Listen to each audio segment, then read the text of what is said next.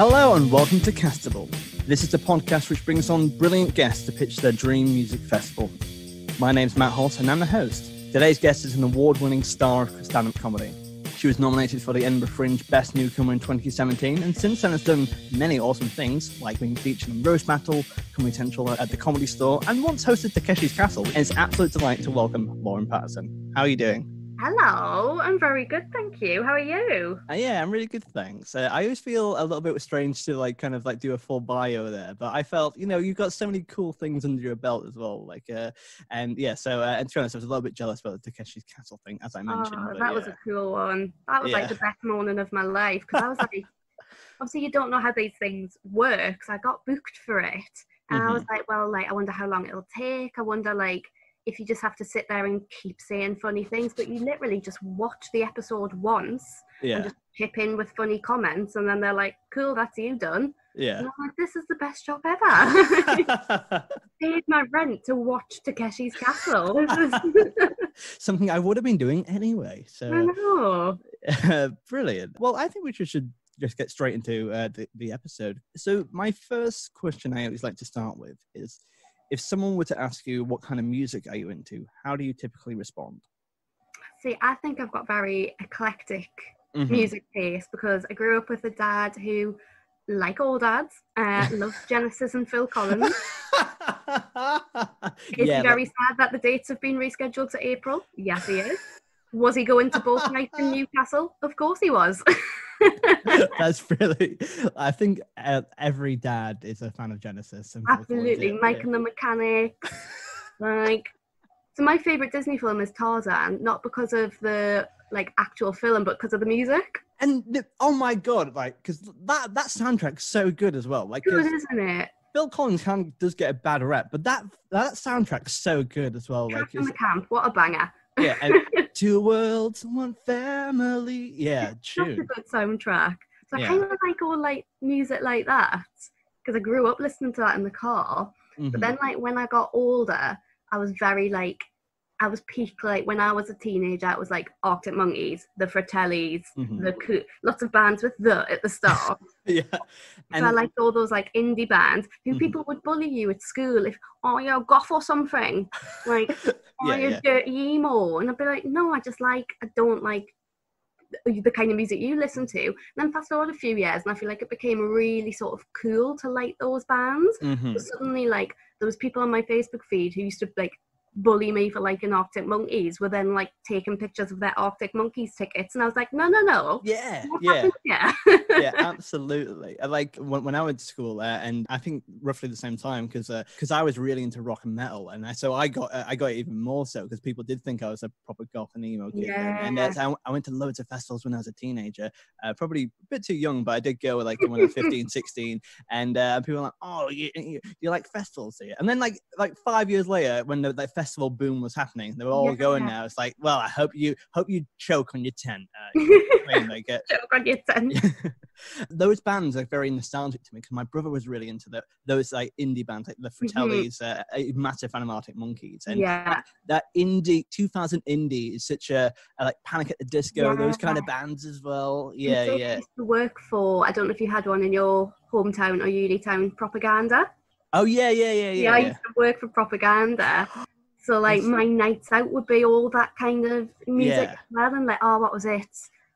Not the Black Keys. I was going to say the White Stripes, but it's not. It's another. They're the rivals, aren't they? Another colour and inanimate object. I think if you unpick that thread, that's most bands, to be honest. Oh, pretty much. Colour, inanimate object. But then I used to be dead against pop music. So I hated when all the girls were being to One Direction, I'd be pathetic, and Little Mix and Lady Gaga. But then I kind of went backwards, and sort of when I left uni, I sort of regressed into the teenage girl that I never was, and now I'm obsessed with Little Mix. Absolutely, went to see Little Mix last year with my 32-year-old sister. Best night of my life. Lady Gaga, I got really into Lady Gaga, and every now and then on my Facebook memories, a really angsty teenage status will come up from me, slagging off bands that I like now, and I'm just delete.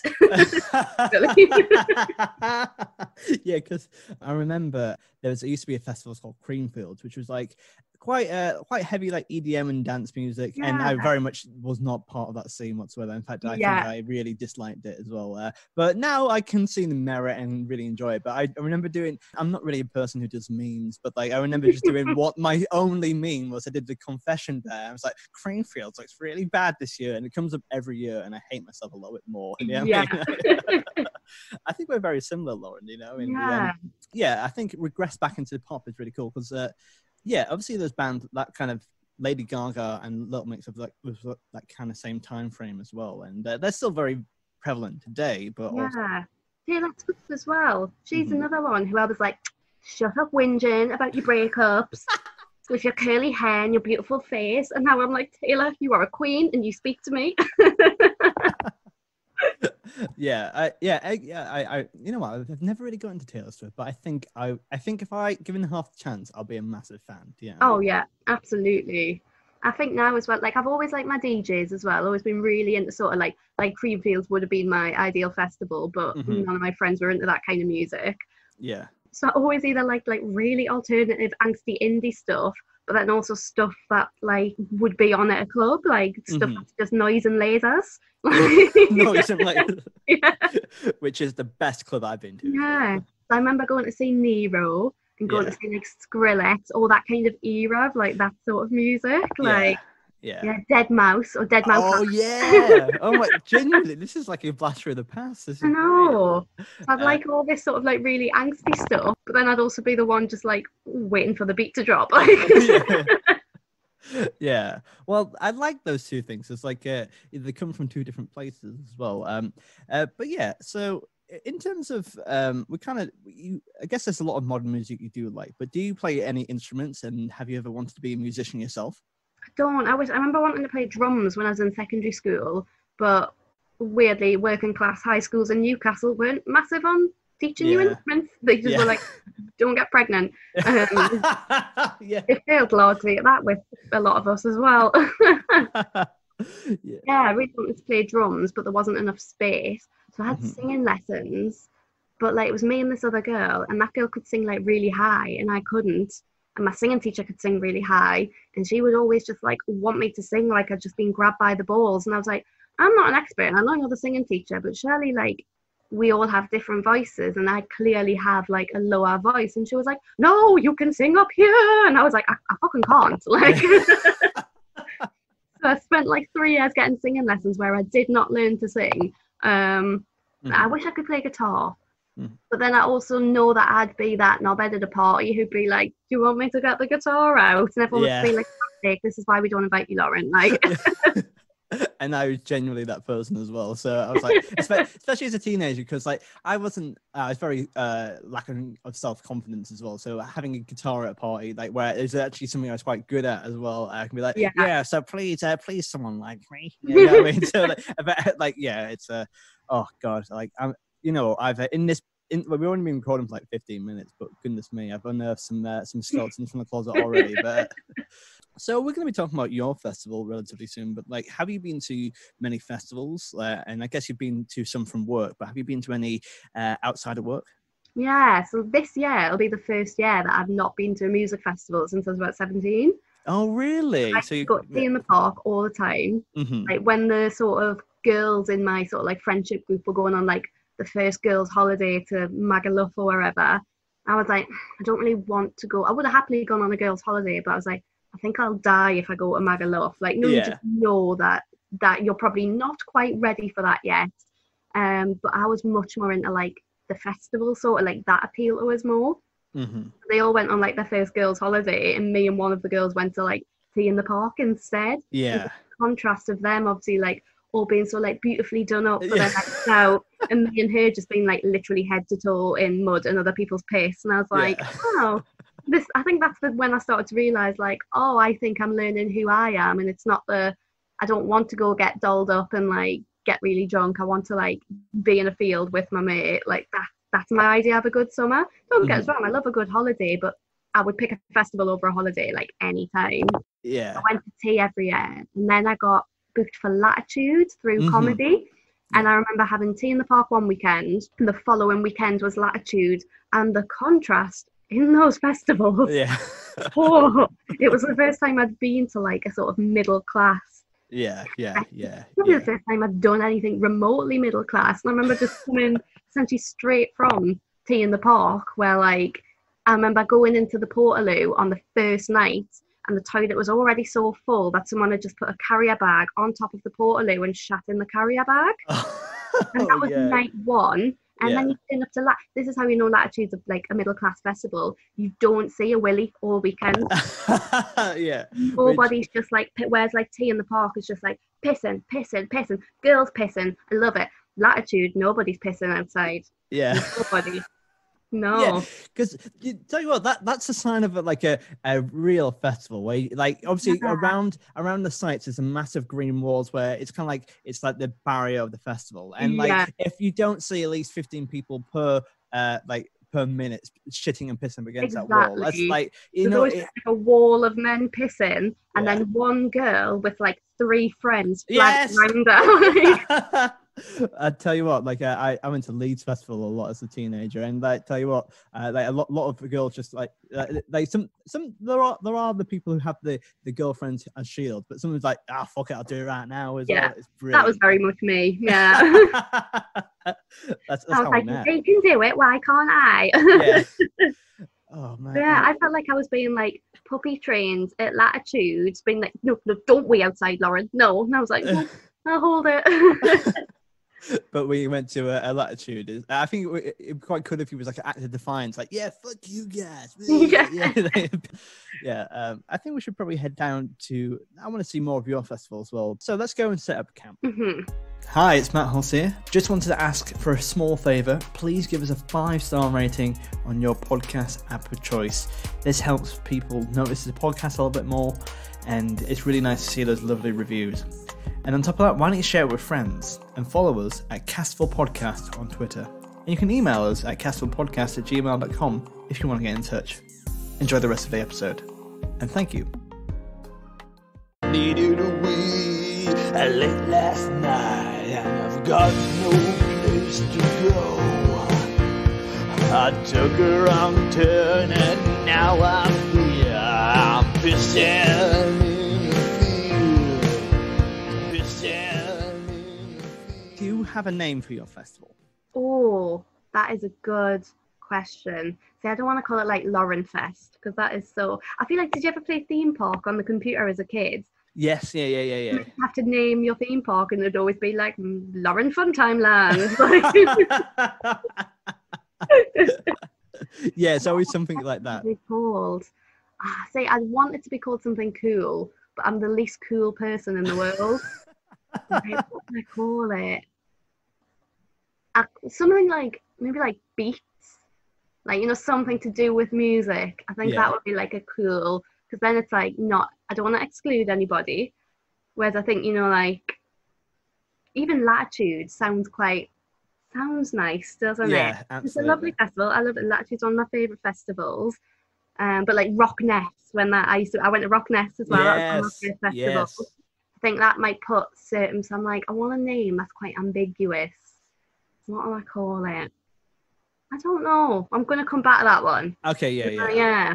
Well, I'll put Beats ? Next to it at the moment, but I'm going to spell it with a Z just to make it edgy and cool. To appeal to Gen Z. Hey guys, the whole festival is on TikTok. Yeah, that's it. Yeah, and it's entirely virtual as well. And, so, whereabouts geographically would you like your festival? I think the North needs more festivals. Right, yeah, absolutely. Down south, you've got a lot. Like, again, there's Latitude, and there's, what is it, Board something? It's down south, and obviously Reading. Mm-hmm. Got lots. There's tons of, especially as it's growing on. There's loads of down south. Lots in. London has a lot as well, doesn't it? They have like, is it Love Box or something, or Love Box is totally something different, but like they have like they do lots of festivals at Hyde Park as well as doing the British Summertime. As what I think we need, like, you know how Benicassim is on the beach in Spain. Yes. Imagine like a festival on like the coast, be it on either. Well, I've just said I want it up north, but like I feel like a festival on Brighton Beach could be pretty cool. Oh, that'd be lovely. Actually, yeah. I'd like a sort of beachy kind of coastal festival. That might be quite nice. Well, why don't you? Because this is a dream festival, you're allowed unlimited stipulations. So why don't you have it like on like a beach in the northeast? So it's quite dank and cold and miserable. But for that weekend only, it's like summertime. Yes, it's guaranteed. So like there's rain around the rest of Newcastle and just a halo of sunshine. yeah, like kind of like as if there was a biblical boy being born as well. Yeah, so, like shining down on the gates of Unknown Fest. Unknown, that's what it's called. That is an Unknown Fest. Unknown Fest. I like it because it's both has that mysterious vibe to it, but also like it's quite clear that like even to you it's unknown as well. Yeah, it's one of those things where it's like, is that a really cool name? Could she just not be bothered? Who knows? That's a slogan as well. Yeah. Okay, so without revealing the lineup too much, how much would you generally charge per ticket? I think I would charge, say, like £25 a day. Yeah. Or £60 for a weekend ticket. Because I think that's the problem with festivals, is they make them so expensive. Mm-hmm. Like, I think when I used to go to like Tea in the Park, it was like 200 and odd quid for the ticket. Yeah. Like, and I think at price, like my ex had never been to a festival. And I was like, have you never been to a festival? And he was like, well, like I spent my money on other things at uni. And I was like, yeah, that is really true. So I want it to, especially if it's going to be in Newcastle, like the last thing I can do is like price out the people in the place where the festival's gonna. Because I've genuinely seen that before with new festivals, and not in all fairness to new festivals, it's I heard that in the first 5 years you don't really make money anymore. But like, but in the same vein, I've seen places being put up in like very deprived areas and being charging it's £200 a ticket. It's like these people are like food banks. The official sponsor of my festival and who's going to fund it, and this is how the tickets are going to be so cheap, is Jeff Bezos. Yeah. We're actually really close personal friends. He has been a really, like, I know everyone's been like, billionaires are bad, but Jeff's like, no, I'm going to prove I'm not a bad billionaire, and entirely funds this unknown music festival in the northeast of England. I mean, we won't pay our tax. We will pay for this music festival. Though. Yeah, that's Jeff for you. Cheeky old Jeff. Yeah. Okay. Like, I love how like you're just on first name terms with Jeff as well. Like, me and Jay. Yeah. Instead of Jay-Z, you have JB, who's JB. Yeah. JB. Is he gonna be? I want Jeff Bezos to do a DJ set at your festival as well. Oh my god, yeah. And you know, like how some acts they have like either like fireworks or kind of like confetti. He might just do that with like credit cards and stuff like that. Yeah. I need to stop giving you ideas for this festival. So because it's all golden so far. But we kind of talked about your massive experience with festivals, and but how about camping? Are you going to have camping at your festival? So I think there's going to be camping, but I think the rule for my festival is you have to camp. None of this, like, obviously if you're coming for the day, you don't have to camp. Yeah. These people who like come for the weekend and then go and stay in a hotel. No, that's not what a festival's about. Right. No glamping either. Yeah. Fuck off. No. Right. No. It's so especially Latitude has some very like nice ways of camping there, and you'll see them in their like pods and like lay on a double bed, and I'm just like, get out right now. No, that's not. If you don't look like you've survived a war by the end of that festival, you haven't done it right. Absolutely. Like, because like, and the whole thing about camping as well, like the best thing about camping is finding like a barely workable spot as well. Like that's the joy of it. Because if you don't leave the festival with your like your spine crippled in 5 different places, it's too glamorous as well. Exactly. And I've had for this podcast, and I love all my guests. However, some people have been like, I'm not a big fan of camping, and I always had to be quite polite about it. But yeah, I want to say on the record right now, like, it has to be real camping. You know what exactly. I mean? That's a real festival. Like, to me, if you don't want to camp, you pick one day and you go one day. None of this come in looking all fresh on day 3 when the true festival people look like they've been to a festival for 3 days. Yeah, exactly. I think the war motif is very, very apt as well, because I've seen, like, because in my head as a teenager, I always thought, oh, festivals, you know, and I was very awkward and very sexually unaware teenager, but I was very much like, oh, I can make out with a lady, but like, like on the Sunday of a festival, everyone's stinking. It's not sexy whatsoever. Yeah, yeah. Oh, gross. I've been to with my best friend. We've been to 2 different festivals. We went to Tea in the Park when we were at uni, and I took her to Latitude a couple of years ago on my like sort of guest ticket. And I feel like you can only share a tent with a true friend at a festival, because otherwise you'd just be like, you are the grossest little goblin I have ever met in my life. Like, but like, it's a true friend that you can sleep in that close proximity with for 3 nights, literally know what they smell like, and just be like, I still love you. And love you. And like still having that friendship after trying to put on your trousers in the tent whilst bending over as well. I know, yeah. As well. Oh, so good. Yeah. But we could tell how much we'd grown up from, like, when we went to Tea in the Park. I think that was her first festival she'd been to, and we were just like, yeah, how much alcohol can we carry? How much alcohol can we sneak in? When we went to Latitude, we went 2017 when we went, so we would have been, what, 23? So a bit more older, a bit more grown up. I remember texting her on the way down, and I was like, I've made sure to pack my bag nicely so the brioche are on top so we don't squash them. And I was like, what has happened to us?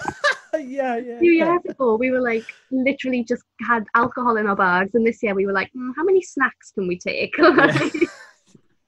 But that's an important evolution there, I think. Exactly. Because I remember going to Glastonbury with my brother, and we were like, it's similar to you. We're like, oh yeah, we went to Tesco's beforehand. We bought an ungodly amount of booze as well, and like, it's so much so I think back now, it's like really grim. But the last time I went to a festival, I was like, oh, make sure I pack in comfortable socks. You know what I mean? Yeah. Because it's gonna be a rough weekend. So. Oh, definitely. Yeah. But I quite like, as much as I love camping, I think the most stressful thing is finding a camping spot.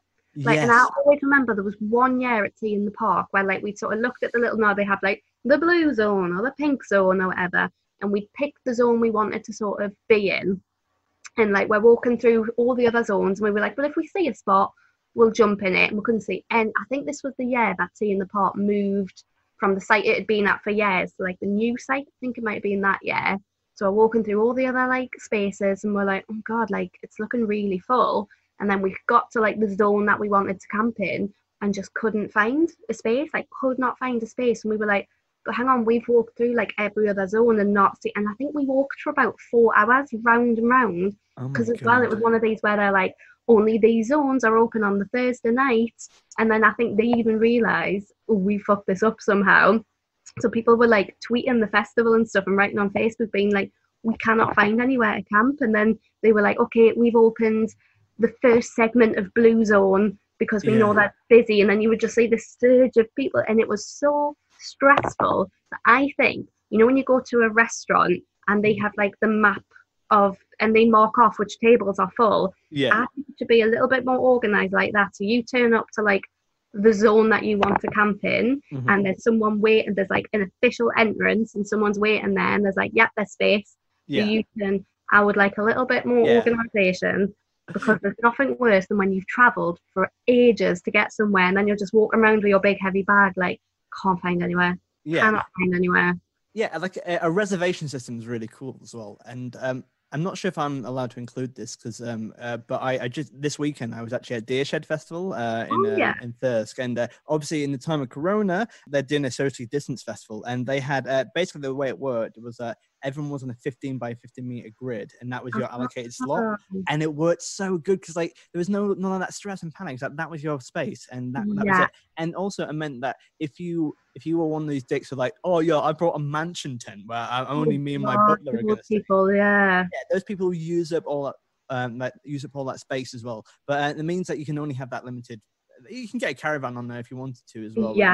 And, but it was like, I liked that as well, because it just meant that was your little spot for the festival, and it's nice and spacious, and I really appreciate it. Yeah. And also, again, they also had designated portaloos for the virus as well. Like, yes, and that was a golden touch as well, because like, individual, well, not individual, but a portaloo per party as well. So it's golden touch. It's a dream.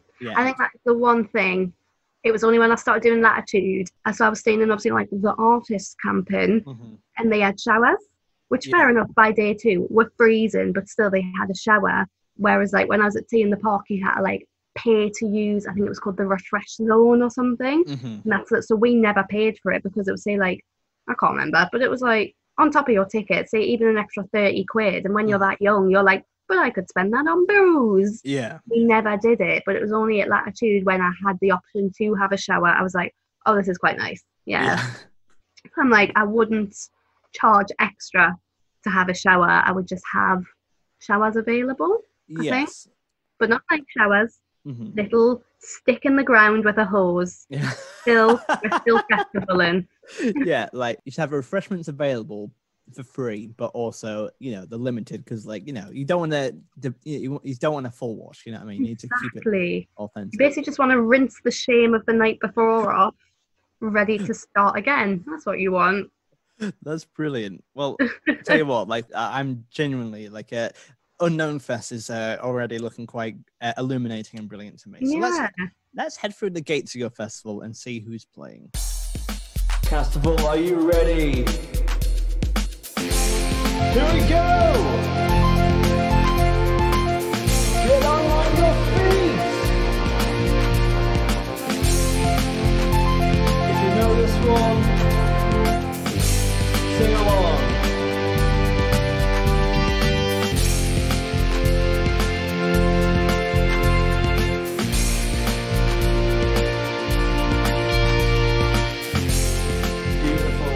So, you mentioned in there, but do you have a Friday, Saturday, and Sunday approach to your festival? Is it 3 days? Yes.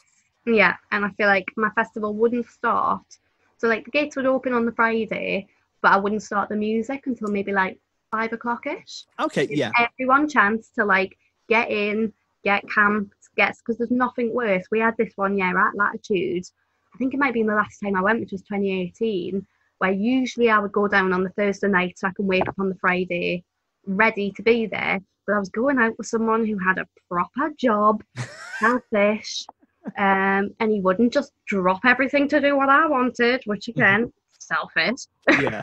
But he couldn't drive down on the Thursday night because he was at work. He was like, well, I've taken the Friday and the Monday off. I can't take the Thursday as well. And I was like, why? And he's like, because that's a real job, Lauren. We drove down like Friday sort of, but as well, we were driving from London, which wasn't as bad as like I've commuted to Latitude from Newcastle before, and that's a hell of a trek. So it didn't actually take, it was only a couple of hours. Say we got there like mid Friday afternoon, maybe like 2 o'clock-ish, but by the time you've got in, got your wristband, like found a space, got camped, I think by this point it was say like pushing 5 o'clock, and you know things are already like starting. Yeah. Like, because I think there's stuff on at Latitude on the Friday like starts from midday, because I remember the first year I did it, I was like the first comedy act on the comedy stage at like 11 in the morning or something. So I'm kind of getting stressed because I was like, well, I want to do stuff and I want to go explore, and normally I would already be like drunk watching a band by this point, but I've literally only just put my tent up. So I'm like, nah, none of that. I wouldn't start the music and everything until maybe even later. Maybe you've got like just sort of background stuff on. Yeah. Like 4 o'clock, but there's no sort of band that night till like 7. Because I think everyone's going to be there by, that's a good time. And also, as you say, like I think, especially if you're opening doors on that Friday, and there's nothing worse than stress putting up that tent as well. Yeah. So if you have that just a little bit easier time just to kind of get there, it makes it a bit more smoother and a bit more, far more relaxing of an experience as well. Definitely.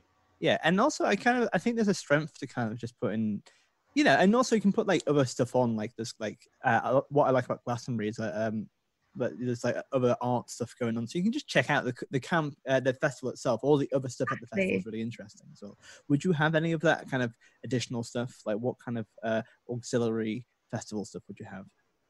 That's a good. I think I would have like a film tent.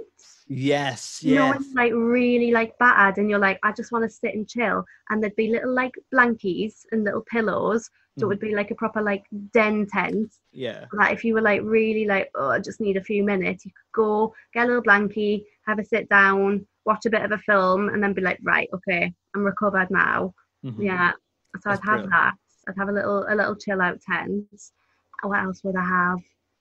One year when I was at Latitude, Louis Theroux was doing a talk.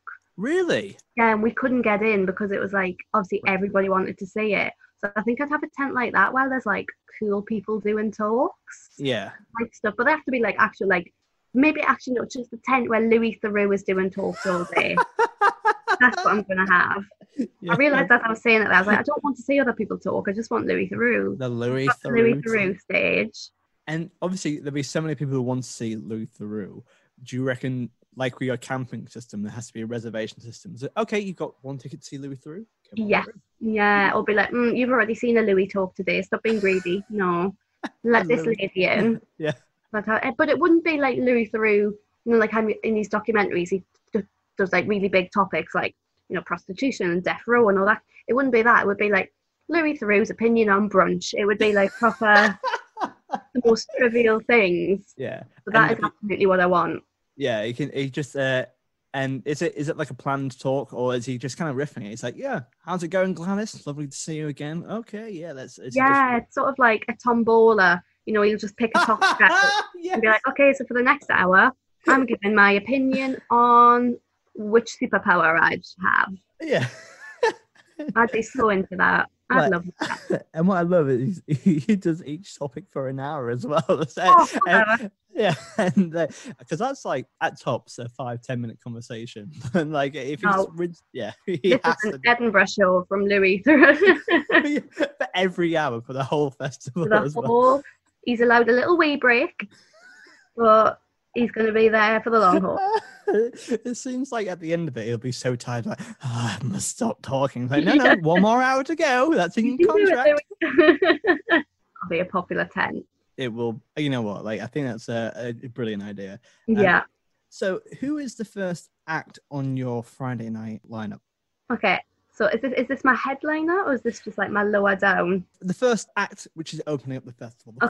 See, I have decided for my festival. You know how like normally the stages are like the Radio 1 stage. Mm-hmm. I'm not splitting them by like arbitrary stages. My stages are going to be based on mood. Yes. That's what I'm going to have. So I'd have like the depression stage, and that would be like Ed Sheeran's headlining. Like, you know what I mean? With Tom York singing. Yeah. You can like plan your festival based on, when it'll always get at that stage in the festival where you're like I need to see something upbeat. You're like, oh well, I'm going to go to the like happy stage. Yeah. And that's how I'm going to split my stages. There's a main stage where like your big acts are on, but all the smaller stages are based by mood. So you've got the excited stage, you've got the angry stage. So that's where like all your like rock and metal acts. They can get Rammstein on. Yeah. Yeah. And then you've got like on that excited stage, that would be like the dance acts. That's like you want a happy stage would be like pop, K-pop and musical theatre. Yeah. So that covers all that. And then you've got like your sad / depressy stage, which would be like your Mumford & Sons. Yeah. Your like Radiohead. Yeah, your peak perfect festival bands that are cool to like sit and have a pint to, but you can't dance to them. You can't. Yeah. You just need to. Adele's going to be on that stage. Because imagine the crushing blow, like if you were Bud, like, yeah, we're gonna do this festival. It's our first festival. We're quite an upbeat band, and you get Bud for the depressed stage. So I thought we were upbeat. Oh God, no! I have an identity crisis. Yeah. You get so sad that you have to stay there for the rest of the weekend. Exactly. But I think that's almost cinematic, isn't it? Because you're like, imagine, because that'll be like the soundtrack to your festival, wouldn't it? Because you'd be like, hanging out with my friends, happy stage. Oh no, they left me, sad stage. We're all met up together. Let's go over there. Yeah. I need a snack, but I don't have any money left. Angry stage. Yeah, brilliant. Okay, so I like all the different mood stages. They're brilliant, and no one's actually that's a really novel idea. I really like that. That could genuinely work at a festival as well. I think it could. For your main stage, then, talk me through the Friday. So on the Friday, I feel like I look at festivals like they're a little roller coaster. I'm like, you start high. You're like, you want someone really buzzing for the first night because everyone's excited. And then like maybe you dip back down on the Saturday. Like, so you want someone cool, but not as exciting as like the Friday night. Yeah. And then the Sunday, I think, is usually when you're knackered, so you want someone a bit more chill. Like, if you want to, and as well, that means if people want to leave early on the Sunday, they're like, oh, that's all right then. I'm like that. So on the Friday, my headliner is going to be the band who have got me through lockdown, and it is Iceland's Eurovision entry. Yes. Oh. And they are only going to be playing their Eurovision song. Yes, absolutely. That's all they're playing. They're not going to, none of these, like, here's our back catalogue. No, they're just playing their Eurovision entry on a loop. Okay, then that's a really important distinction there. So let's firstly a bit of background. So I can't pronounce the name of it, and I've only literally gotten it off YouTube, but it's Daddy Og Gaganam Magnio, I think it is. But that was such a very British interpretation. Daddy, very stifled there. And they do the song "Think About Things," which to be honest, I'm not a massive Eurovision fan. It's not. I don't disparage it. I don't mind it, but I don't really go my way to listen to it. However, I looked at this video this morning, and oh my god, my mind was blown, Lauren. Like, it was so good. Like, I really like. It's gonna. Because, like, you talk us through the video, because it was so vivid and it's so enchanting, isn't it? So I feel like, because I love Eurovision, I like unironically love Eurovision, but what I like about their entry is it's not taking itself too seriously, and even in the video, so they've all got like jumpers on with like kind of cartoon, like 8-bit versions of themselves. 8-bit versions of their heads. And it's basically like they're doing sort of a talent show for their family. But it's like this sort of really like cheesy like dance that you'd see like your dad doing at a wedding almost. And they're just so like straight faced. There's a wind machine, there's a confetti cannon. Like, oh, it's but as well, do you know that he wrote the song about his unborn child? So that's why it's like, I can't wait to know, what do you think about things? Like, oh, really? Yeah. Oh, so like when you listen to it again though, and that's like, oh, that's really sweet. So I think there's a line in it, it's like how even though I haven't met you yet, we are bound together now and forever. And I'm like, oh, well, that's so sweet. That's really lovely. Genuinely. Yeah. I see that's a level of depth I didn't quite get to, but now when you've listened to it 95 times, you'll yeah. To be honest, I looked at the YouTube video, and there was one person who talked about all the view count, but but yeah, they're quite they have that deadpan quality as well, because they are like kind of having that like they're saying the words, but then also their body is kind of being quite silly and loose, and then And then they have that big drop where, because they have like keyboards, key cards, but then they kind of go into like a trombone, like a brass band section. It's really, it's got everything, absolutely everything. And because I feel like it's become such like a cult thing, I think that if they like headline the first night of the festival, everybody would go, because it would be one of those ones you could be like, oh, guess who I saw, like, and it would be everyone would be dancing. There would be a choreographed routine. This is my stipulation. They are allowed to do other songs, but only if they are other Eurovision songs. Oh my god. That's the rule. I want to see Iceland's Eurovision entry doing Making Your Mind Up with the Bucks Fizz skirts. Imagine them being like that deadpan. Okay, so because I was going to say, you said they were only allowed to play Think About Things, none of their back catalogue, and you said on repeat as well. And I think that would be a really good song, but imagine seeing it 20 times in a row, just like, okay guys, this next song is called Think About Things. I would love that. I would be so buzzing. That would be like my ideal Groundhog Day. Like, just listening to that on a loop. That's been my lockdown, to be honest. So you kind of mentioned why you loved it, but obviously the song came out during lockdown. It came out in May, and so what about it? What about the qualities of the song helped you through lockdown? It's just so you can't be sad listening to it. You can't. There's a dance, anything that's got a dance to it. I'm absolutely sold. I love it. I think Iceland is such a cool little country, and I'm just like, go on, Iceland. Put yourself on the map. They were robbed of you. Like, I think that the saddest thing to come out of this year is that they couldn't get to win Eurovision. I would have loved that. Little Iceland taking on the world. Yeah, absolutely. This is why I'm going to give them their moment by allowing them to headline my festival. Absolutely. And also do that song on a loop. But they're also kind of doing an homage to Eurovision as well. So they're doing it like the best of. Because I think if you're doing best of Eurovision as that band, I think that would be genuinely quite a sick, that's a sick set as well. And that's something you won't forget very easily. Absolutely. So do you have any other bands on for your Friday? I feel like they would have to fit in that kind of genre.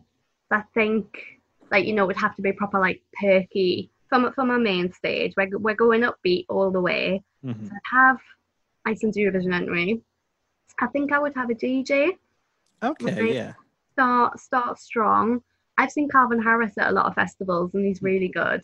Mm-hmm. Really good. And I think as well, he's one of those you forget how many bangers he's got. Yeah, absolutely. And and I think even if you don't like that kind of music, people are like, oh, Calvin Harris, but then they're like, oh, I like this one. Oh, I didn't know this was him. So I'm like, yeah, he's a good one. Yeah, and as you mentioned, I think he's a really good festival act for that reason. Because because I probably wouldn't go and see him at a live show by himself, but I definitely at a festival, you're gonna have a great time there, right? Absolutely.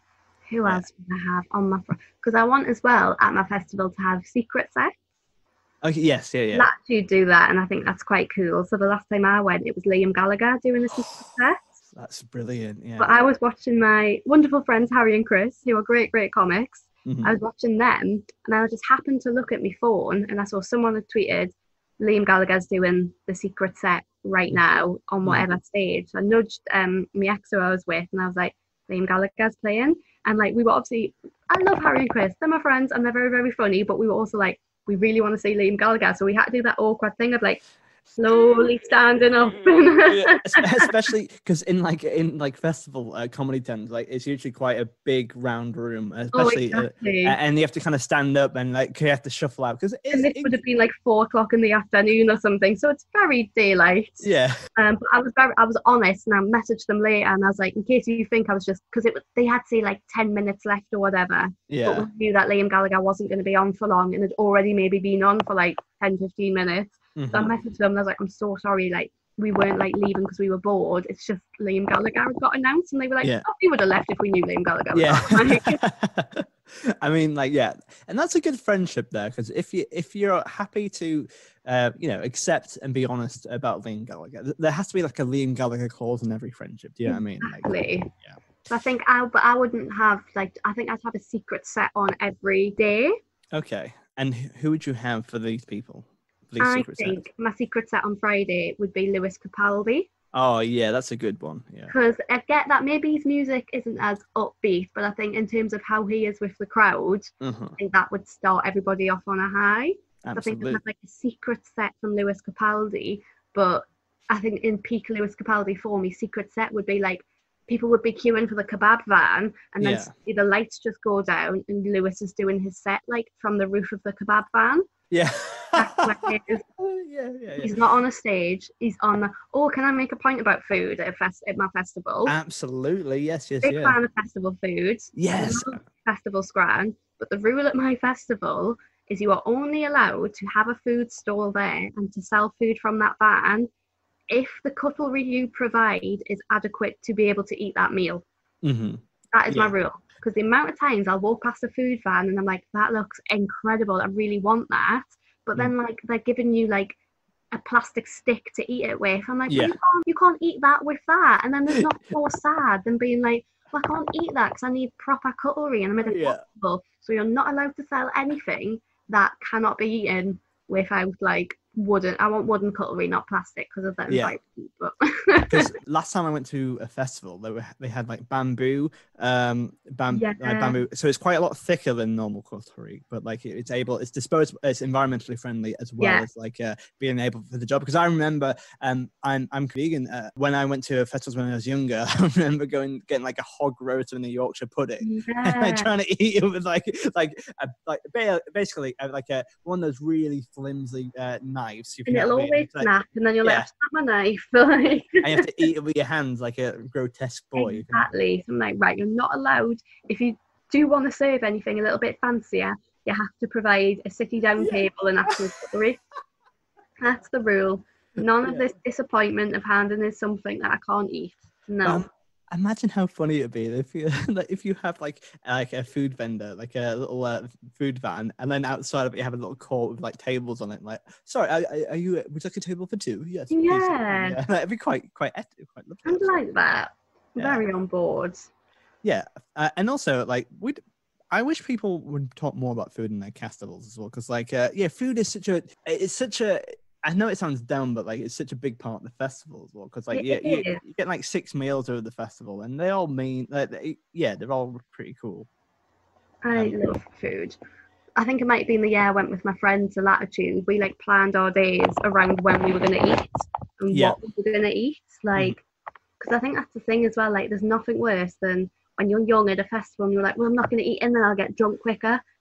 And you do, but then like you just write off your night, like. I think I went one year with one girl who got like sunstroke really early on as well.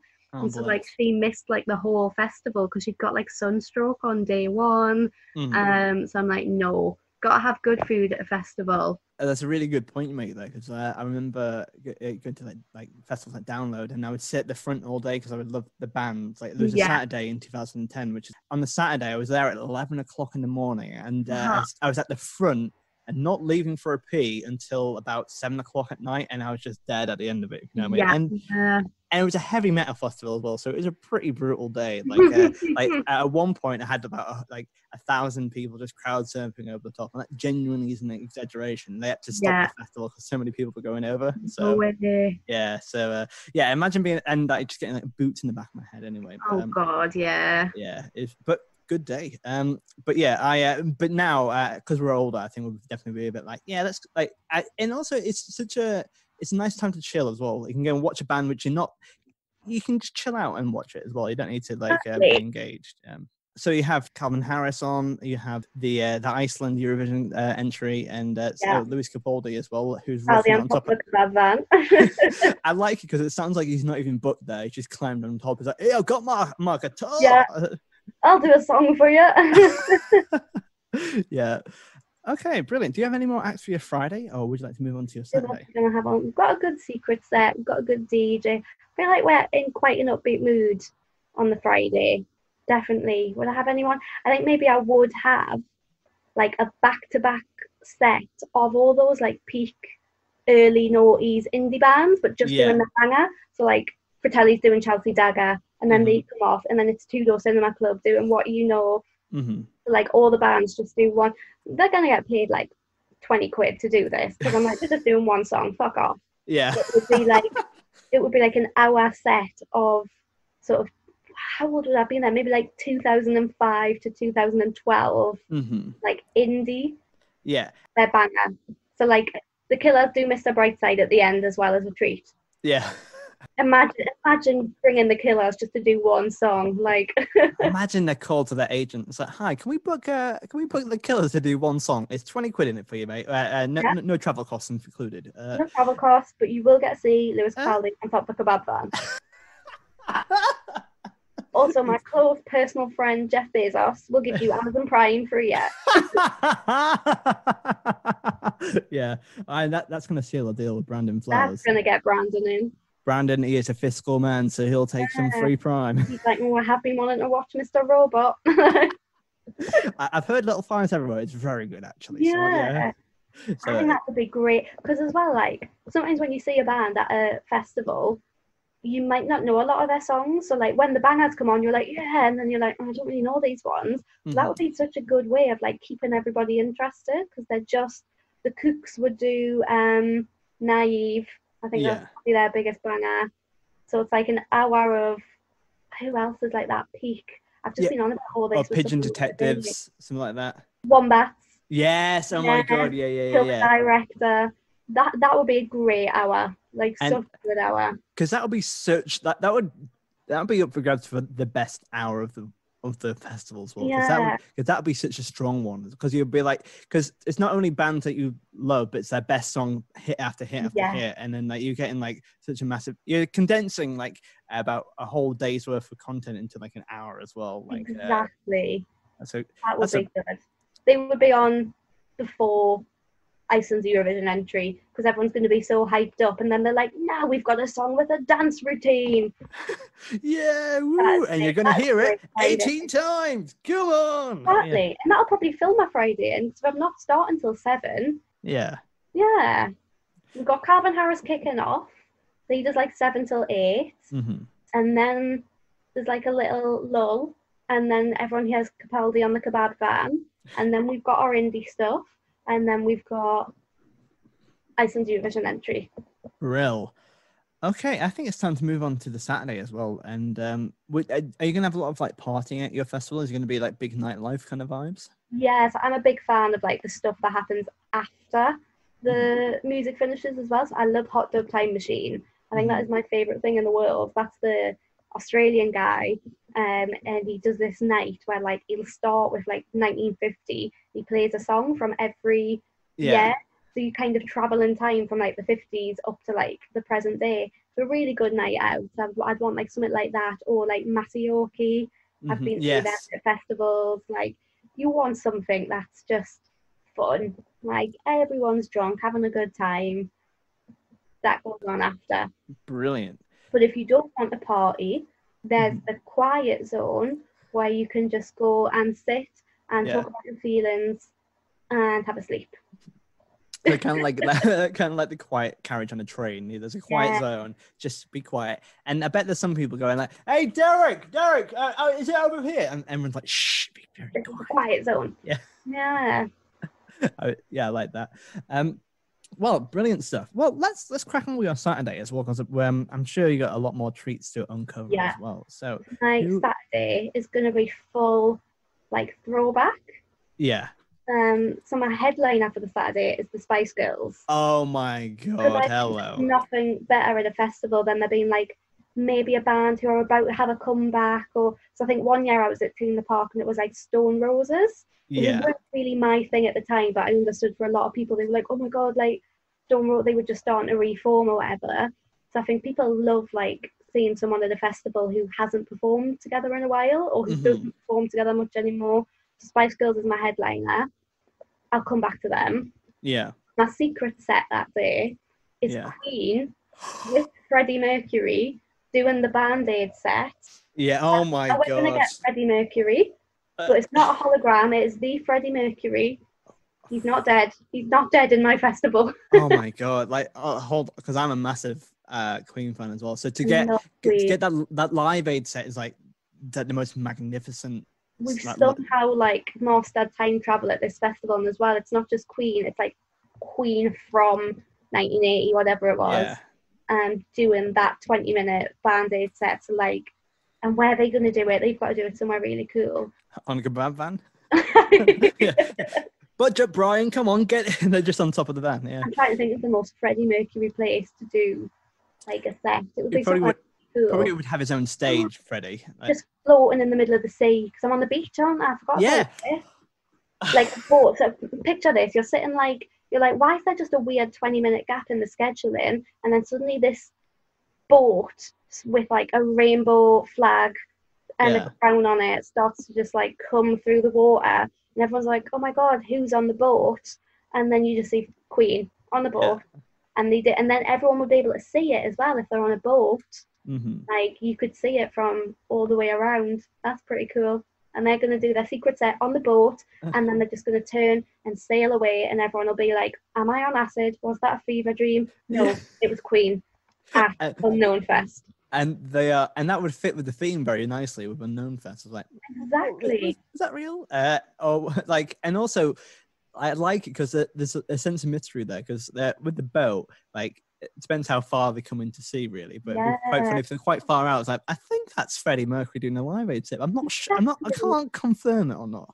Me and my friend had this one year at Tea in the Park where I think it was Calvin Harris we were watching. He was like headlining the Saturday night or something. And then you're like drunk and having a good time. And I think maybe it was like a little bit rainy as well, but like that nice rain where you're like cooling down. Yeah. And then like this guy came on stage with Calvin Harris, and me and her were like, that looks like Will Smith. And we were like, why the fuck would Will Smith be at Tea? That's not Will. It could be. And then suddenly Calvin goes, ladies and gentlemen, Will Smith. And they did switch. Oh my God, that's And me and amazing. him just looked at each other and we were like, it is Will Smith. Yeah. Yeah. Oh, and he literally did switch and then left. And it was so That's bizarre. it. Yeah, he just stayed on the switch. I think it was like when we got home, like a couple of days later, we even looked up on like Instagram or whatever and was like, did that really happen? And sure enough, there was a picture of him there. Yeah. But yeah, I love them moments where you're like, did that happen? Yeah, Queen on a boat doing their Live Aid set. It's that would be a dream come true for me as well. And also for a secret set, that's a massive secret to keep as well. Yeah, I love that a lot. That is peak. Imagine missing that if you're having a piss. Oh my You'd be God. so fuming. I know this is a hypothetical festival and that was a hypothetical situation in this hypothetical situation, but I genuinely got so stressed out when you said that as well. Where I was like, oh God, no, I can't miss that. Okay, so we have Queen. Let's talk about the Spice Girls, your headliner as well, because I think like who doesn't know the Spice Girls? Absolutely, like just like the quintessential kind of girl band in like the 90s era, but they're legends as well. And so I went to see them last year at the Stadium of Light. And I flew back from Australia early so I could see them. So I'd booked like the tickets to see them, me and my sister, and then I got booked to go like do the festivals in Australia. And that was the last thing I was doing. So I think I flew out in like April and I was due back mid-June. But then the Spice Girls was the week before that. And I was thinking, so the last thing I was doing was meant to be this like 3-week road show around rural Australia. And I was like, but if I say I can only do 2 weeks of it, am I going to lose the whole booking? You know what I mean? I'm like, are they going to willingly let me do 2 of the 3 weeks and have someone else do the last week?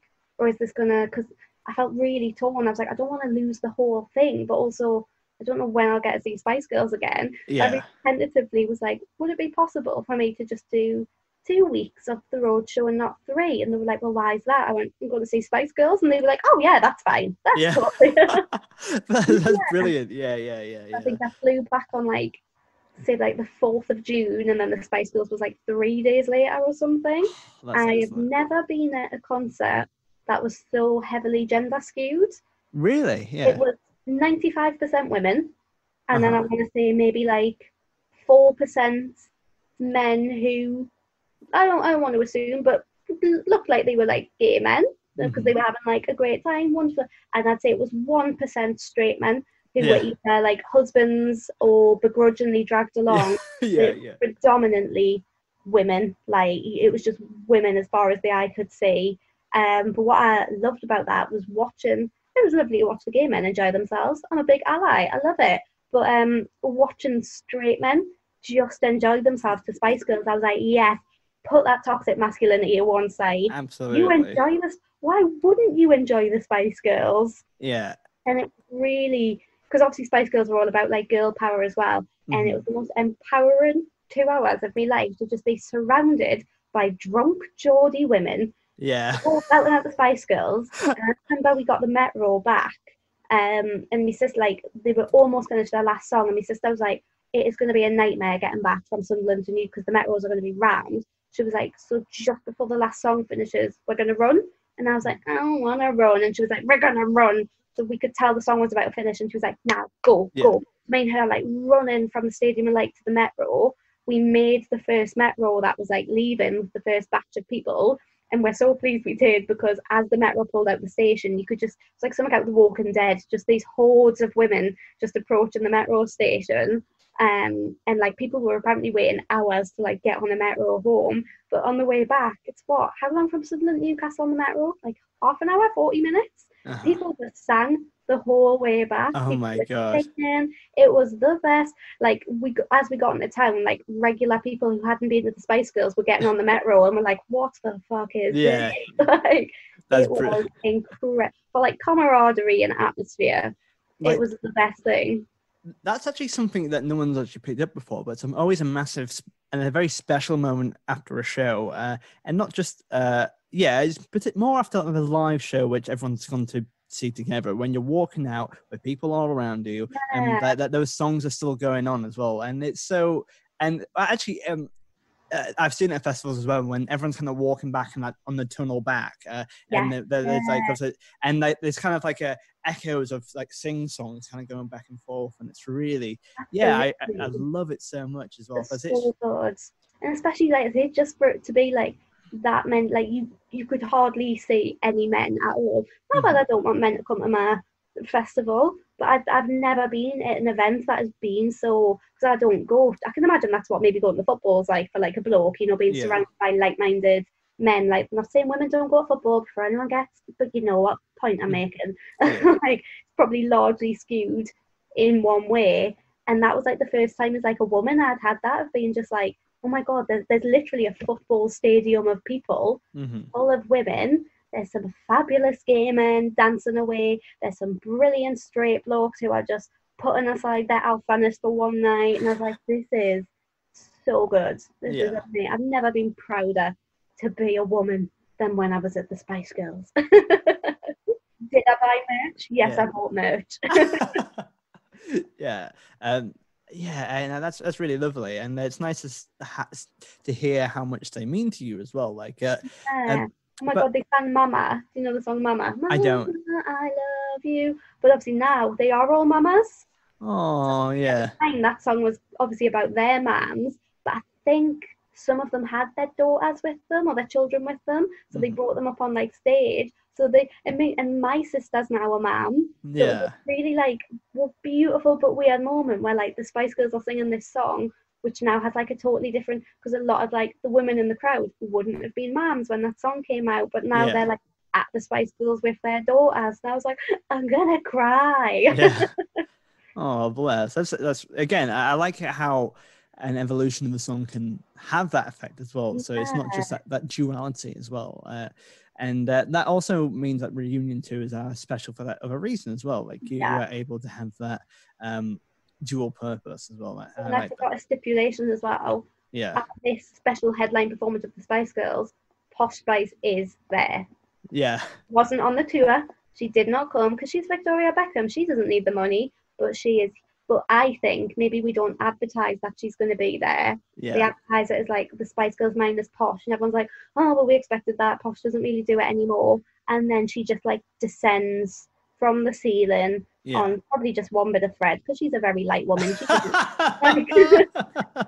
doesn't need much support to get her down from there.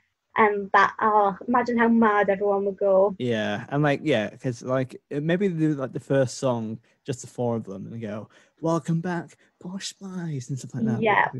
Okay. I wrote down this question earlier, and I might cut it out if it doesn't go anywhere. But but if you were asked to be one of the Spice Girls today, what would be your Spice Girl name? Oh, I think I would be like a bubbly Spice. Yeah, that's really I think that's quite because I'm quite like small, and I'm quite at the minute quite upbeat.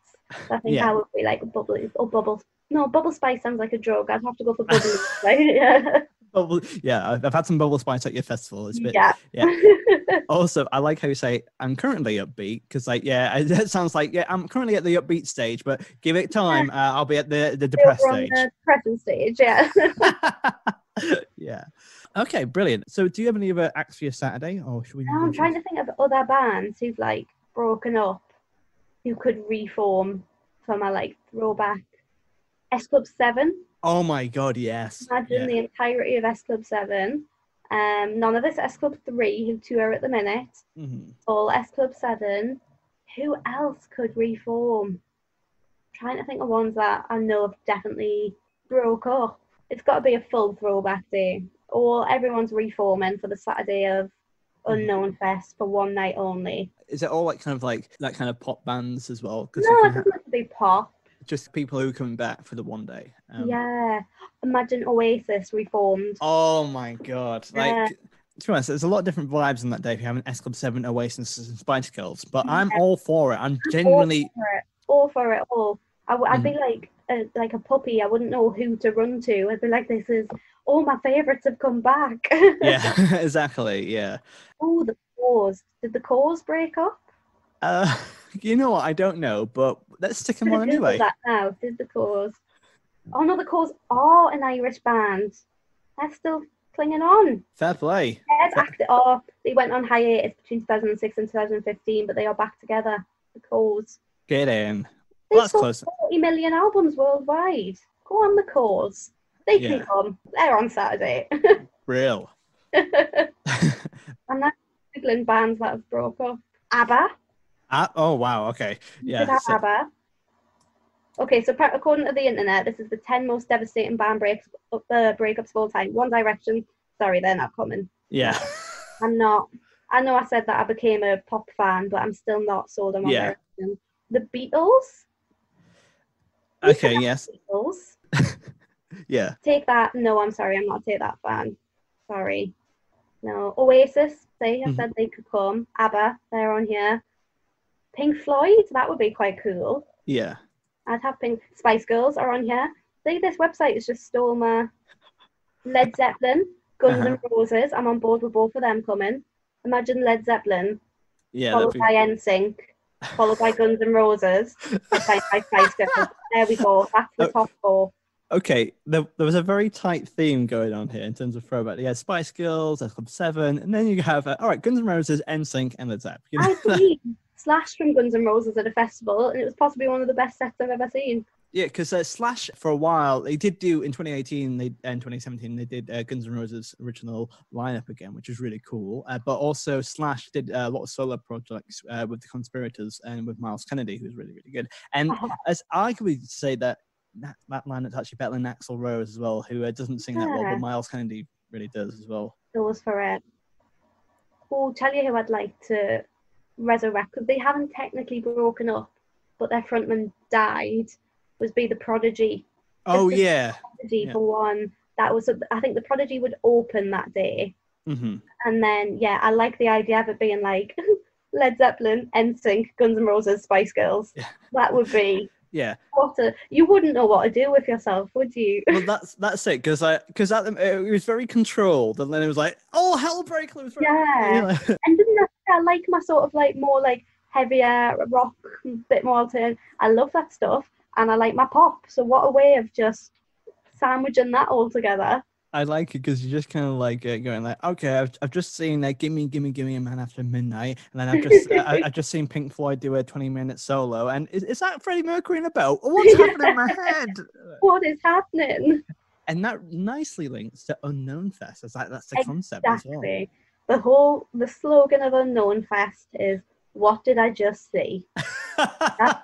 That's how we're summing it up. I think I just watched an Icelandic band perform the same song for 8 hours. It's madness.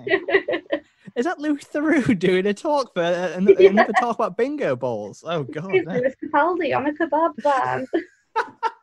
I think once we've opened this can of worms now, and it's there's lots of stuff going on. Okay, so let's move on to our Sunday as well, because we just had the most hype day ever on that Saturday as well. There's a lot going on. It's going to be much more chill. Yeah. Sunday we're winding down. I think my secret set on the Sunday will be, I think she's the one person who I've not seen live who I'd love to, Sia. Oh yeah. I think she would put on a really good show. Yeah. And see, she would suit being on the last day of the festival, because she always covers like her eyes, doesn't she? Mm-hmm. So if she was really hungover, she could just be like, doesn't matter, can't see my eyes. Yeah, that's equivalent of just putting big on shades on. Exactly. I'd love to see her. And again, she's got some upbeat ones, but she's quite like chilled. I'd enjoy that. Who else? On this day I also would like Mumford & Sons. Yeah.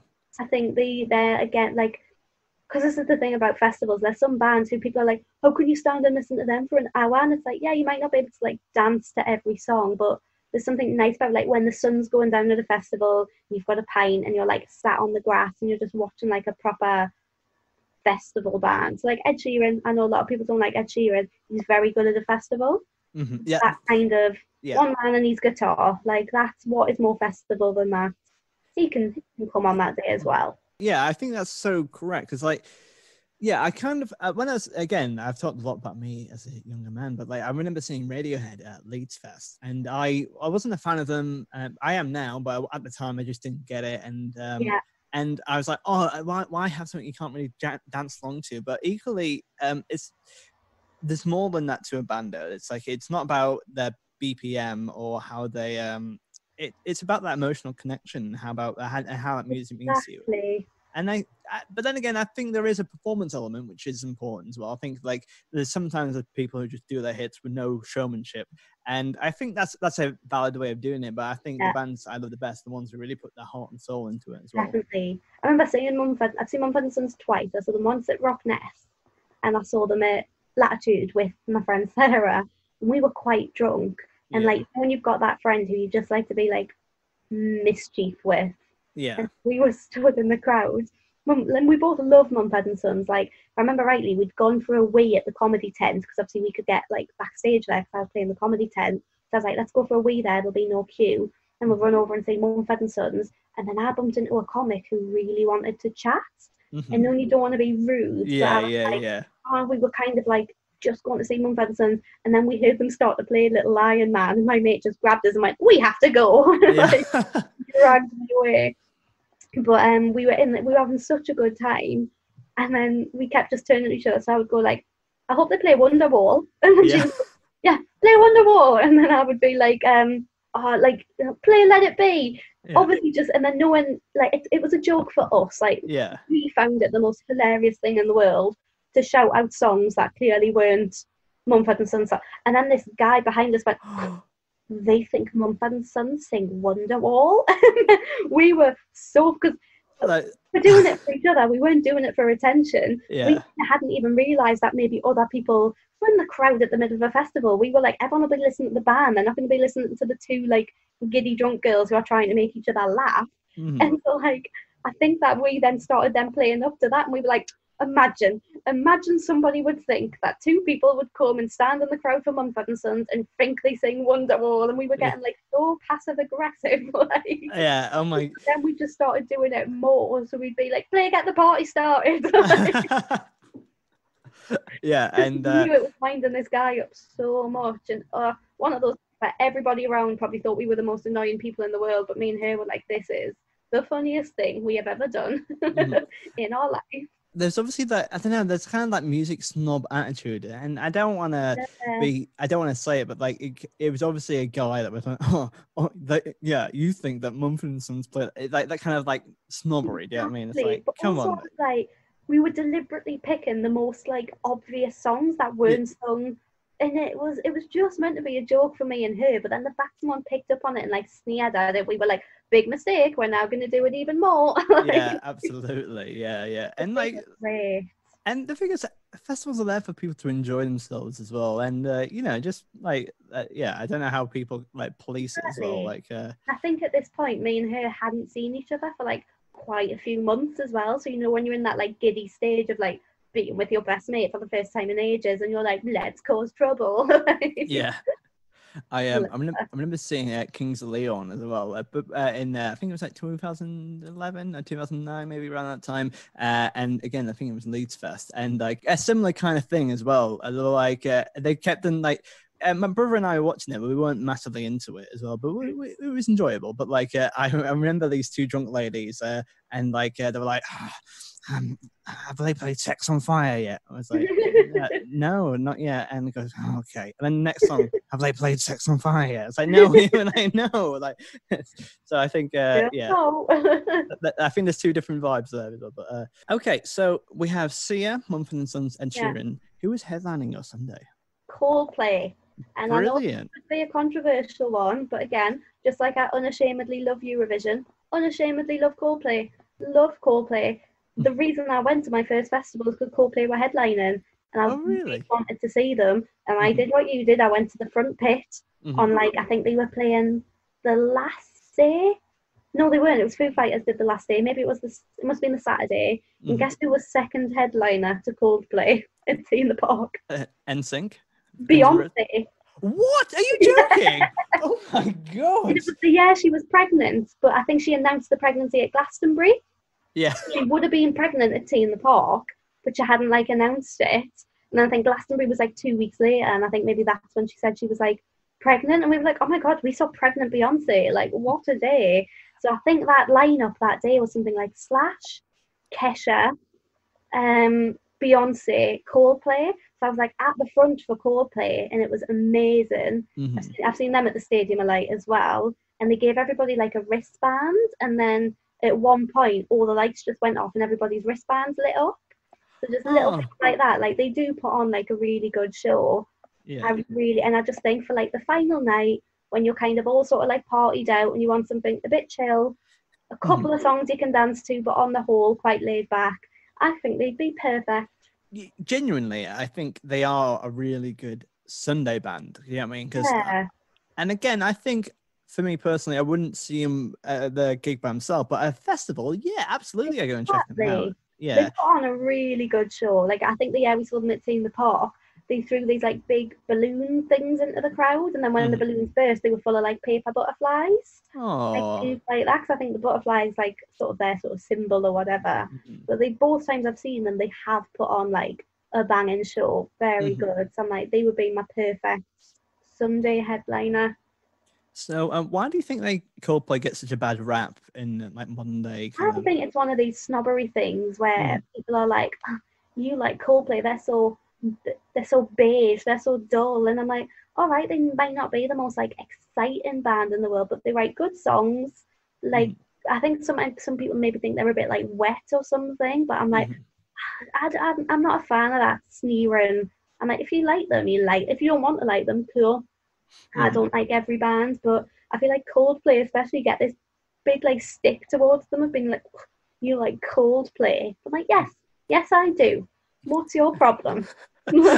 And I love how you prefaced Coldplay at your festival as it might be controversial. And I like that because the most like people consider them quite like middle of the road as well, but I imagine that being controversial as well. And there will be people listen to this who go, oh, I can't believe that. Oh, what? Yeah, I think some people think they're like a bit boring, but I don't. I love like the lyrics and I love the songs.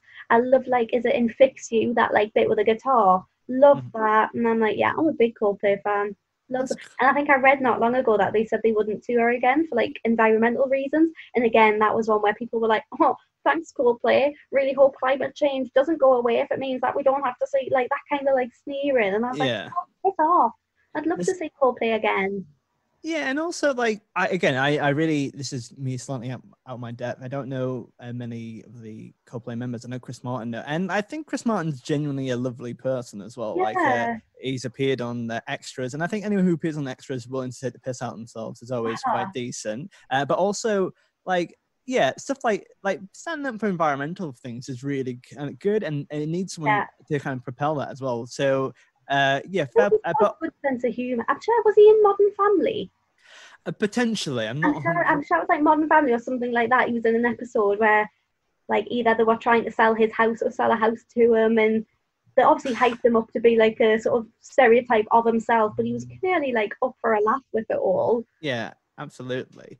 And also, like, I'm a big Beastie Boys fan, and when MCA died in 2012, like again, Chris Martin got a lot of flack for it, but he did like a really moving tribute to he did Fight for Your Right on piano on the night they found out of his death, and it's like genuinely, I watched it about a year ago, and it was just like he didn't have to do it, but it was just genuinely really nice as well. Literally just a couple of weeks ago, might have even been last week. Obviously, it should be festival season at the minute, and there's been a lot of like Glastonbury stuff on the telly, and he was showing Coldplay's Glastonbury set from, it must be maybe about 4 years ago. They headlined or something, and it was the Viola Beach Boys had died. They're not called the Viola Beach. They are boys who were in a band called Viola. In case people are like, what's the Viola Beach Boys? Yeah, very different band. Really good band called Viola Beach, and they really sadly their bus crashed and their manager died. And they had some really good songs. So Coldplay gave them the chance to headline Glastonbury and essentially like played their song and showed them on the screen so they could, again, like say they didn't have to do that, but they did. And I thought, and I think, I'm sure, I might be making this part up, but I'm sure they like reached out to the families to check that they could do it. Shows that it wasn't just like a performative thing of like, hey, look how much we care. They were like, no, they do genuinely care, because like they asked the families. And it was such a lovely tribute. And I'm like, that probably meant so much to like their families. It was really lovely. So they're obviously like a band that like care as well. They haven't become totally disillusioned and Mm-hmm. Don't they split everything like equally? I think my dad told me this as well. To stop there being like fights, everything gets split 4 ways, like equally. They've all got equal, which is probably why they've stayed together for so long, because there's no need for them to like fight over, oh, well, he's getting more royalties for this and I'm getting less. Than they get everything equal. Yeah. Well, I personally don't know, but I think it's one of those things that, yeah, they just seem like nice people. And I think, you know what, I'm again, I think I was probably one of those people who was kind of like younger, like Coldplay. But I think, you know what, I listened to their music in preparation for this, and you know what, like it's good, and I think, and there is that snobbery, and also they have a new album out which is bang, and they have a song called Orphans, and it's proper like vivid as well. It's like they do push the envelope, and they're not just a one trick pony as well. I was gonna say, I think they do kind of like move with the times as well. Like they've got a collaboration with Chainsmokers. Yeah. Like that's pretty like cool for like a band like Coldplay to be like, no, we want to like stay relevant, we want to move with the times, we're going to do a collaboration with like more of a dance kind of artist. Like that's a bang, and that's when they do something just like this. That's a really good song. I think there's a strength to that as well, to say that, because even though they're trying to stay relevant, it's quite, for me, it seems quite clear that they're not desperate for it. They're not clinging on to their dregs of that. Jumping on a bandwagon, it's like, oh, cool, what's, like, how can we move forward? How can we do something different? Let's drop this. And also, like, because people have that image towards them already, like, yeah, we're just going to do what we like, you know what I mean? And I like that. Like, they're just totally, like, on it, and they can just do what they like. They put the music out that they want to do. It's cool. I'm sure last year as well, they did a gig, like, in the British Museum. Is it like the Natural History Museum or something? And I was like, that's so like cool. And I think they announced it like a day before or something, and they were like, hey, we're doing a gig like in the museum. I'm like, that's so cool. That proves how uncool I am, that I'm like, a gig in a museum. No, genuinely, I was like, that's pretty cool, actually. Yeah. And I remember my brother, there was a long, about 2010 maybe, there was like a Radio 1 thing. It was like Live Lounge did a thing where they got massive bands to do really small little gigs, and at my brother's uni at the University of East Anglia in Norwich, they had like a really Coldplay did a gig, and it was like a really like a 300-seat gig, and like and it was just like really intimate as well, and like Coldplay didn't have to do that, but it was just cool. Yeah, that's amazing. Yeah, I love that. I love them. I'll fight their corner any day of the week. Yeah, I think you've you kind of turned me into a Coldplay fan after this. So I'm like, well, and what a good way to finish off that festival as well. Exactly. Pint of cider in your hand, sun setting. Putting your arm around your best mate as they play Fix You. You know, it's nice. Exactly. And then you turn, look them in the eye, and go, I hope they play Wonderwall. And you'll just see me going. And a middle-aged man behind me just implodes. Yeah, that'd be good. And he was fed up at Spice Girls, but he's in that. Yeah. But this pushed him over the letter. You know what I mean? All right. Would you like to add any more bands to your lineup? I think that's it. Yeah, I'm quite satisfied with my eclectic lineup. It's pretty good. I think it's going to be very popular as well. Yeah. Not popular to Louis Theroux, who is dying of like dehydration, but yeah, never mind. But yeah, so let's go and deal with some floor fillers.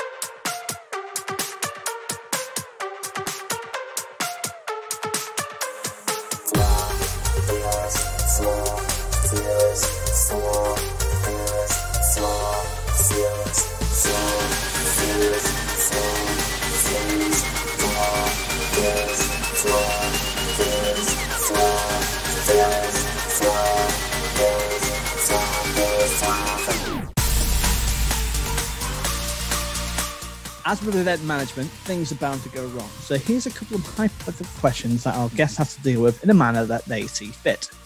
Oh no, the Spice Girls have cancelled last minute. Who do you get to replace them? Me and 4 of my female friends.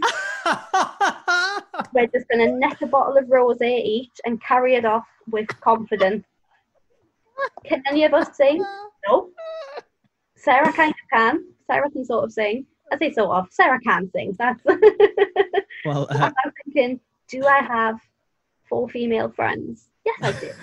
That is me, my friend Sarah from uni. I would rope in Olga Koch the comedian. Yes, yeah. She loves karaoke. And again, she has the confidence to pull it. She could walk on stage and be like, I'm a Spice Girl. And everyone would be like, yeah, of course you are. Yeah. We'll have her. My mum would probably do it. I think I could get her in. How many of us is that for? And then Posh Spice would do it regardless. Yeah. We wouldn't get the memo from the others that they told. So it would be me, my mum, my mate Sarah, Olga Koch, and Posh Spice. Yeah, and it's not just the 4 of you and Posh Spice, it's 4 of you with a bottle of rosé each going, all right, I can do this. Here we go. Have I played Sex on Fire? Yeah. Brill. Oh dear, one of your acts is running late and you need to fill for time. But fortunately, one of your favourite ever celebrities is willing to do a DJ set for you. Which celebrity out of anyone in the world, doesn't have to be a DJ? I think you know what I'm going to say. Louis Theroux. Yeah. It's like, I'm so tired. He's on his like 15-minute wee break and he's like, finally. And I'm like, Louis, put your headphones on. Get on the decks. I just imagine having such a droopy face afterwards. Yeah. He's just really sad afterwards. It's like, next year, just get John Ronson to do it. It's fine. Exactly. Okay. That's brilliant. And what a harsh taskmaster. Okay, I don't usually say this one, but let's give it a go. But your fans are they're doing mosh pits, they are doing crowd surfing, but they're also doing something called the Pattison. What do you think? What would that thing be? What's like the thing in the crowd that they're doing? Everybody at the same moment just has a little sit down. Yeah, I think that's very on brand for me. Yeah, it's like have a little sit down. The whole crowd at once. Everyone have a snack and a chill out. Little sit down, little cereal bar, ready to go. That sounds banging. Okay, so one of your acts has forgotten their equipment, but good news, I can do an acoustic set. Which band out of the ones you've chosen would you choose to do an acoustic set? Calvin Harris. Yeah. Just him making all the noises himself. Yeah. That'd be great, yeah. I'd love to see that. I'd love a DJ to have forgotten their kits. Imagine just someone like pew pew pew. That sounds brilliant. So there we go. Okay, so the final question. S Club 7 and the Coors are 2 bands which hate each other's guts. There's bad beef between them. You don't know why, but they hate each other. And they say they won't perform if the other band is going to perform. Who would you choose between S Club 7 and the Coors? I would choose S Club, I think. Yeah. Yeah, because if the Coors are still active, I'd be like, well, come on, you can go make your money. Yeah. S Club needs this. Yeah, this is it's come back. Well, wow. Thank you so much. Thank you so much for an amazing festival, Lauren. It's been an absolute delight. Where can people find you online, and would you like to plug anything in particular? They can find me on Twitter at Lauren Pattison. Mm-hmm. I am not doing many gigs at the minute. Bless you, yeah. So hopefully they will be starting again, or I work in a cafe temporarily, and I'll do you a nice breakfast. yeah, come up. That'd be great, yeah. Yeah, but yeah, follow me on Twitter at Lauren Pattison, and then when the world starts returning to a bit more normal again, I would love to see you at a gig, but hopefully not the first one, because I'll be shit. Thank you so much for listening to Castival. It's been an absolute delight. If you do like this, please check out all the past episodes for free, and please give us a 5-star rating online. You can also follow us at Castival Podcast, and you can follow me at Matt Hoss Comedy as well. But let's say a massive thank you to my wonderful and utterly divine guest, Lauren Pattison. Thank you very much. Thank you.